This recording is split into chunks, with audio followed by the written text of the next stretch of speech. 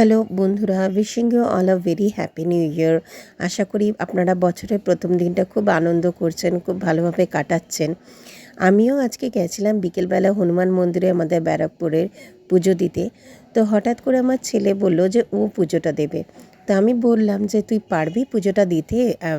তো বলে তুমি দেখোই না আমি কিভাবে দিই, আমার ইচ্ছে হয়েছে পুজোটা দেওয়ার, তো আমি দিচ্ছি। তো ঠিক আছে, ও নিজেই সব কিছু কিনলো, নিজে বেচে মালা যেগুলো লাগে, ধূপ সিঁদুর সব কিছু কিনলো।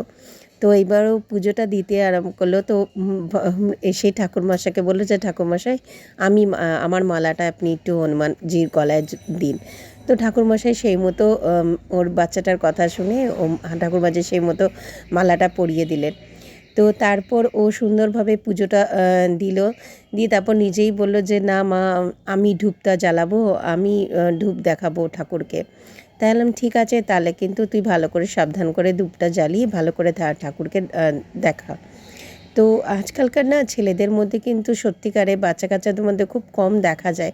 তো আমার ভেবেও ভালো লাগলো যে ঠিক আছে, ওর মধ্যে অন্তত এইটুকুনি ভক্তিটুকুনি আছে।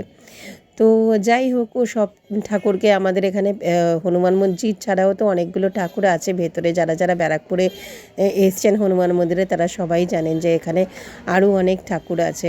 তো সেই মতন সব ঠাকুরকেও দেখালো ধূপ টুপগুলো।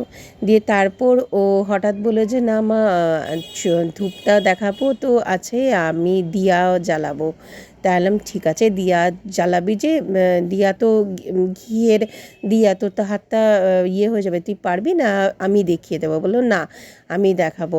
তো এত সুন্দর লাগলো ওর পুজোটা দেখানো, মানে পুজোটা যেভাবে দিচ্ছে হাতে দুটো দিয়া নিয়ে, অত গরম দিয়া সহ্য করে, একেই বলে মনে হয় ভক্তি।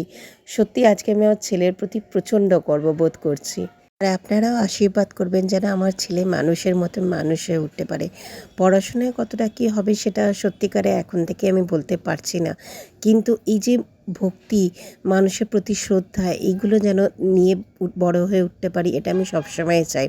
আর আপনারাও পারলে একবার নিশ্চয়ই ভিজিট করবেন আমাদের ব্যারাকপুর হনুমান মন্দিরে। প্রচণ্ড ফেমাস এই মন্দিরটা। দূর দূরান্ত থেকে অনেক ভক্তরা এখানে পুজো দিতে আসেন। আর যার যেটা মানত তারা সেটা এখানে এসে বলে যায় এবং সেটা সফলও হয়।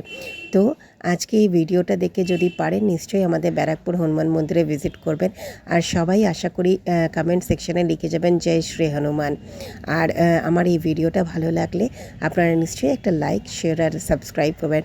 আর এইভাবেই আমার চ্যানেলটাকে সাপোর্ট করে যাবেন, ভালোবেসে যাবেন, যাতে এই চ্যানেলটা আরও বড় হতে পারে আপনাদের ভালোবাসা এবং আশীর্বাদে।